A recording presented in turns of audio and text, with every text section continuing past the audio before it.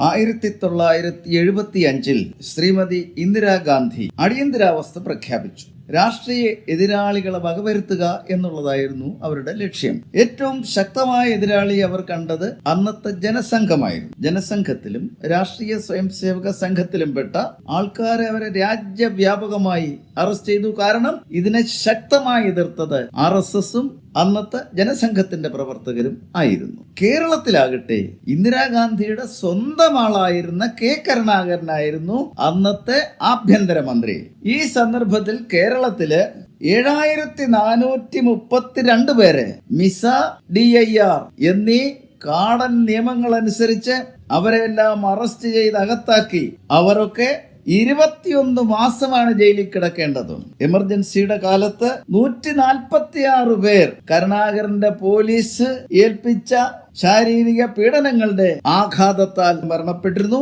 Emergency കഴിഞ്ഞ് അന്നത്തെ അവരേറ്റ ആ ആഘാതങ്ങളുടെ പ്രത്യാഘാതം എന്നുള്ള നിലയിൽ ഏതാണ്ട് 862 പേരും മരണപ്പെട്ടു. അങ്ങനെ 77 എമർജൻസി പിൻവലിക്കപ്പെട്ടു. ജനതാ പാർട്ടി ഫോം ചെയ്തതിനു ശേഷം നടന്ന തെരഞ്ഞെടുപ്പില് ജനസംഘത്തിന് 90 സീറ്റുകൾ നേടാൻ കഴിഞ്ഞു. അതിന്റെ ഫലമായിട്ട് മൊറാർജി ദേശായിയുടെ മന്ത്രിസഭയിൽ വാജ്പേയിക്ക് വിദേശകാര്യമന്ത്രിയും അദ്വാനിജിക്ക് വാർത്താ പ്രക്ഷേപണ മന്ത്രിയായിട്ടും ഉള്ള സ്ഥാനങ്ങൾ ലഭ്യമായി.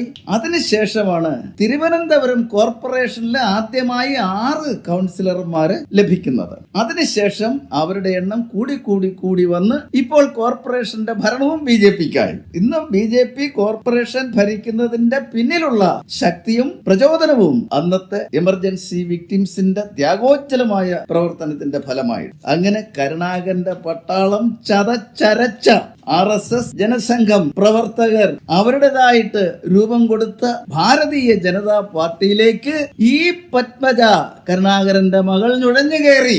BJP നേതാക്കന്മാർ സഹർഷം സ്വീകരിച്ചു. ഗവർണറാക്കാൻ പോന്നു, വേറെ BJPയുടെ ഇവിടുത്തെ ഏറ്റവും വലിയ സ്ഥാനം കൊടുക്കാൻ പോന്നു. എന്തൊക്കെ കോലാഹലങ്ങളും ബഹളങ്ങളും ഒക്കെ ആയിരുന്നു. വട്ടിയൂർക്കാവിൽ നിർത്തി മത്സരിപ്പിക്കാൻ പോന്നു. പക്ഷേ ഈ തരത്തിലുള്ള പാപകർമ്മങ്ങൾ BJP ഇങ്ങനെ നടത്തിക്കൊണ്ട് വരികയാണ്.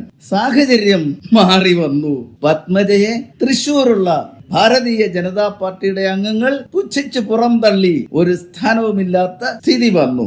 CK പത്മനാഭൻ പറഞ്ഞു, ഇനി വേണ്ടത് കോൺഗ്രസ് മുക്ത BJPയെ ആണ് കേരളത്തിൽ സൃഷ്ടിക്കേണ്ടത് എന്ന സ്ഥിതിവിശേഷം വരെ വന്നു. ഏതായാലും ഇപ്പോൾ പത്മജ താൻ ആരാണെന്നുള്ള തിരിച്ചറിവോടുകൂടി പാർട്ടി വിടാൻ പോകുന്നു. പത്മജയെ നല്ല തീരുമാനം. നന്ദി.